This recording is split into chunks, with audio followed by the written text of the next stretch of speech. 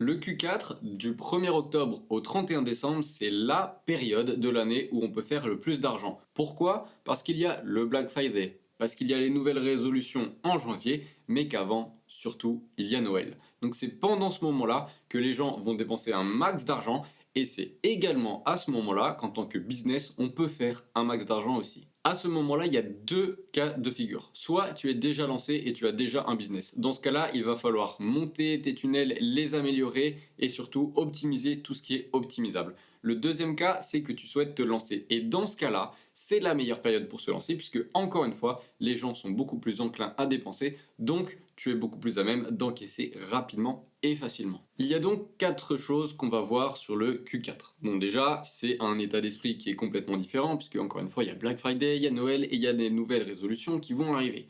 Ensuite, forcément, en fonction de ça, il y a les budgets qui se libèrent.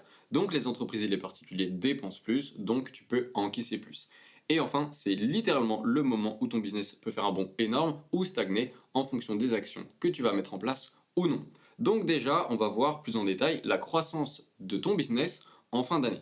De manière générale, on a un business qui va être stagnant de juillet à septembre parce que les gens sont en période d'été, donc ils ne travaillent pas sur le business puisqu'ils profitent du soleil, donc le business va stagner. 1er septembre, c'est la rentrée, les appels défilent, bonjour j'ai besoin de ça, ça, le business recommence en septembre. Sauf qu'il faut rattraper les 2 mois d'été où on n'a pas fait grand chose. Donc là, à ce moment-là, le business stagne. Donc on a une croissance limitée du business. Ensuite, il va y avoir un état d'esprit d'achat qui va arriver à partir de septembre, octobre, novembre et forcément décembre, puisqu'il va falloir profiter du Black Friday, profiter des promotions en vue de Noël et les nouvelles résolutions de janvier vont également amener à des achats. Donc là, les clients sont prêts à dépenser. Donc c'est à ce moment-là qu'on va pouvoir faire de l'argent. Comme les budgets sont libérés ici, il y a plus d'argent qui circule, donc comme il y a plus d'argent qui circule, il y a plus d'argent qu'on peut attraper. Donc forcément, on a un business qui va être en plein essor, puisqu'il va y avoir une croissance significative, étant donné qu'encore une fois, l'argent circule, les gens sont prêts à dépenser, et donc vous êtes à même d'encaisser. Le premier levier à mettre en place, ça va être le contenu. Donc il va falloir publier du contenu éducationnel et inspirationnel pour capter l'attention. Alors pourquoi l'un et l'autre et pas l'un ou l'autre? Parce que éducationnel, je t'éduque vis-à-vis de mon produit ou de ma solution / service que je propose. Sauf que inspiration, parce que l'éducation ne suffit pas. En effet, si vous faites qu'éduquer les gens, vous êtes une commodité. Parce que un tuto pour savoir comment péter sur Instagram, j'en trouve 10 millions sur Internet. Alors qu'un tuto qui t'explique pourquoi, comment et quelle est la vision qui m'a permis d'exploser sur Instagram, là il n'y en a qu'un seul parce que c'est votre histoire, c'est vous, ça inspire les gens. Donc inspirationnel, typiquement ça va être pour attirer les gens. Donc là, on va faire un petit œil. Tac.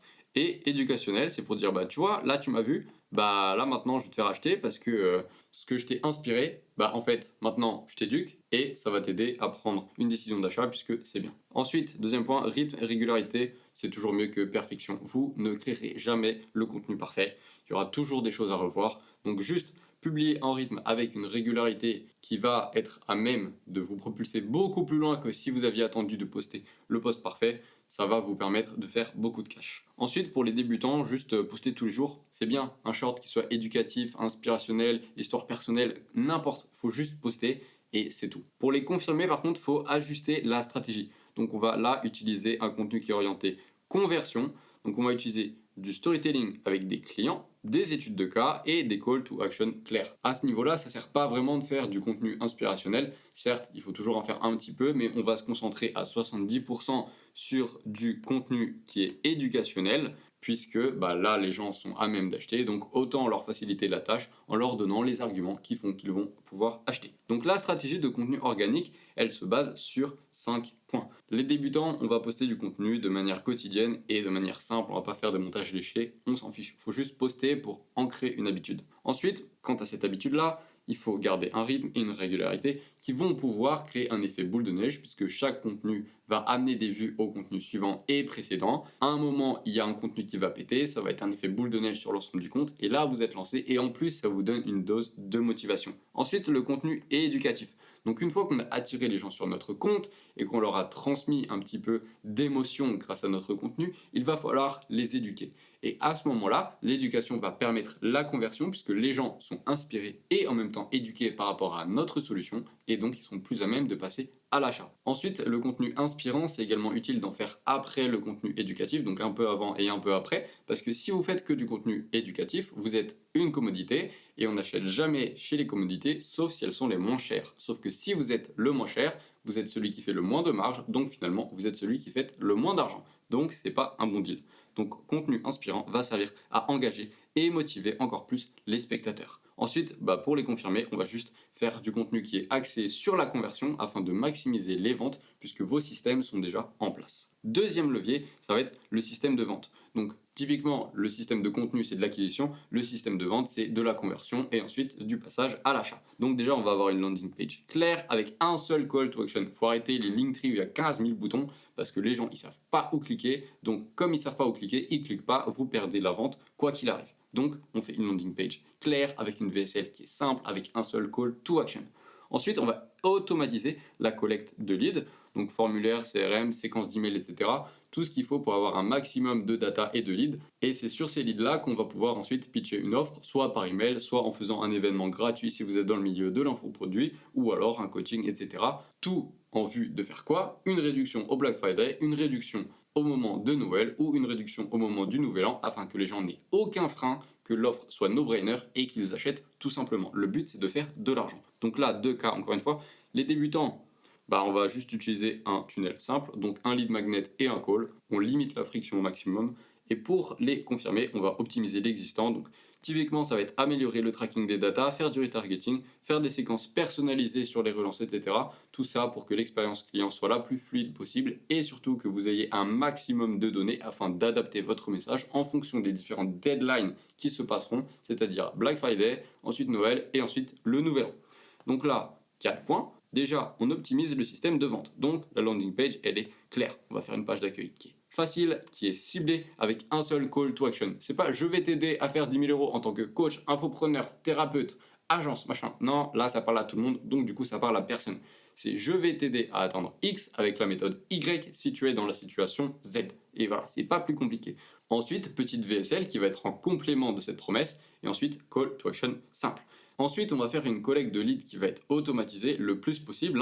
Et donc, en fait, c'est la mise en place de systèmes pour capturer et gérer efficacement les leads qui va nous permettre de faire ça. Donc, typiquement, c'est un CRM. Si on peut le booster avec de l'intelligence artificielle, c'est encore mieux. Mais il ne faut pas passer son temps sur les tâches manuelles, puisque en tant que soit débutant, soit business avancé, c'est pas là votre valeur ajoutée. Ensuite, utilisez un tunnel simple. Le but, c'est pas de construire une machine à gaz. Le but, c'est de faire en sorte que les gens achètent. Donc, on va utiliser un tunnel simple. Donc, le tunnel de vente de base pour les débutants, il marche aussi pour les gens qui sont très avancés.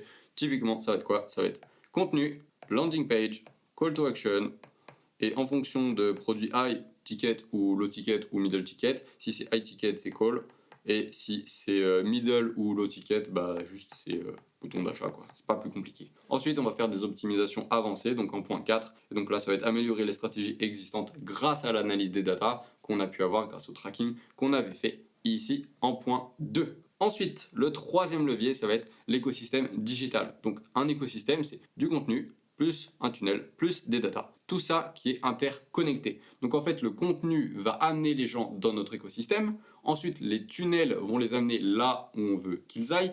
Et la collecte de data va nous permettre d'optimiser notre contenu et nos tunnels. Tout ça pour optimiser notre taux de conversion et donc finalement nos ventes. Ensuite, là, il y a plusieurs cas de figure. Pour les novices, c'est au moins relier le contenu avec une page de vente et ensuite un système d'appel. Donc typiquement, tu as découvert mon contenu, tu arrives sur ma page de vente, je te propose un appel dans lequel je te vendrai quelque chose. Ensuite, les confirmés, ils doivent plutôt créer un effet flywheel. Donc un effet flywheel, c'est un effet d'inertie, un effet boule de neige.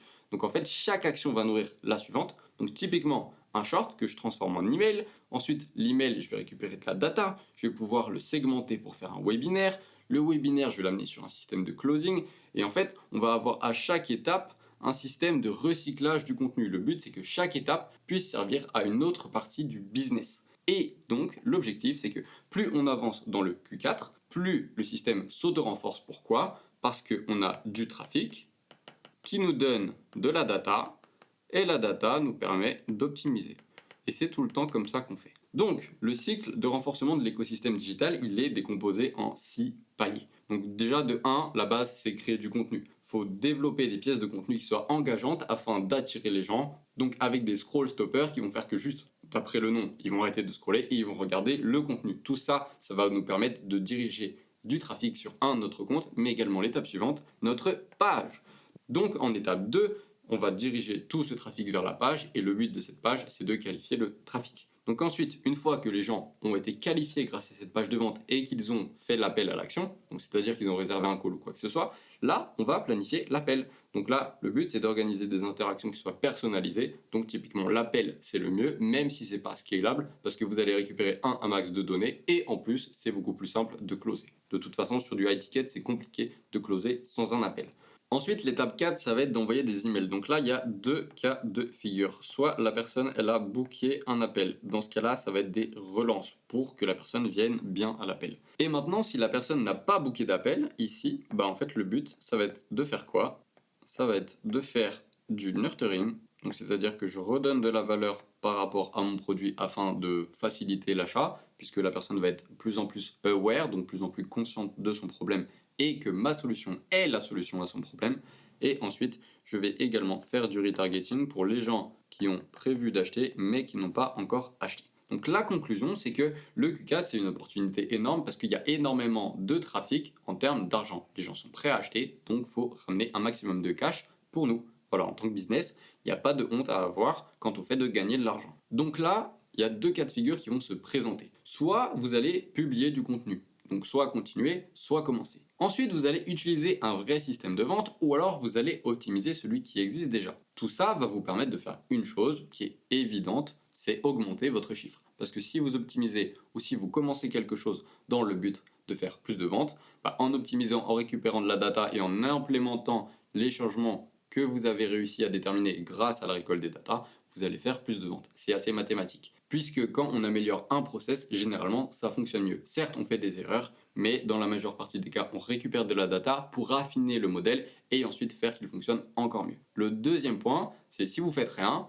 ce sera un Q4 normal, c'est-à-dire que vous ne ferez pas d'argent, vous ne profiterez surtout pas de l'énorme opportunité qu'est le Q4, puisque encore une fois, c'est l'époque de l'année où il y a le plus de flux financiers, donc il faut en profiter. Donc là, le but, c'est publier et optimiser tout notre écosystème, ou alors publier et commencer à créer un écosystème. Et si vous ne le faites pas, si vous continuez à publier sans stratégie ou si vous juste publiez pas, ça ne servira à rien. Quoi qu'il en soit, sur cette chaîne YouTube, vous trouverez toutes les ressources dont vous aurez besoin pour faire de l'argent sur Internet grâce aux réseaux sociaux, grâce au tunnel de vente, en fait grâce à des compétences qui sont universelles et intemporelles. Je vous invite également à regarder la vidéo suivante qui vous aidera, si vous êtes débutant, à utiliser l'opportunité Growth Operating pour vous lancer dans le business puisque c'est quelque chose de simple, c'est-à-dire qu'il y a peu de barrières à l'entrée. Ça va vous amener loin en termes de compétences puisque vous allez développer des compétences intemporelles et universelles. Et surtout, c'est ce que je fais, je sais comment ça fonctionne et je peux vous aider.